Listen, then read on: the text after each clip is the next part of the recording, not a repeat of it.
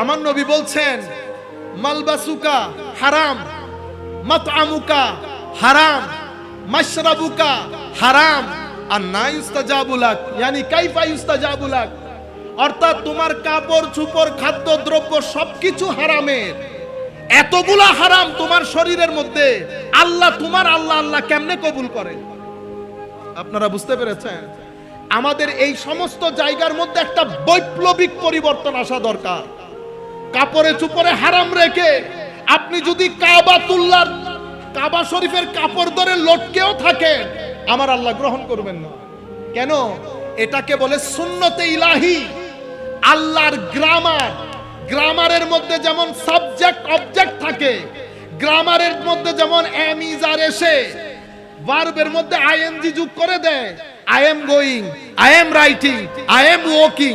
এখন আপনি যদি বলেন আই এম ওয়াক, আপনাকে নাম্বার দেবে? যেভাবে স্কুল শিক্ষক আপনাকে নাম্বার দিবে না, সেইভাবে আমার আল্লাহর সুন্নতের খেলাফ হলে আমার আল্লাহ গ্রহণ করেন না, হারাম। সুতরাং মধু পোকাকে আমার আল্লাহ বলেছেন কুলু মিনাত তাইয়্যিবাত, যা খাবি ভালো জিনিস পরিমিত, দুইটা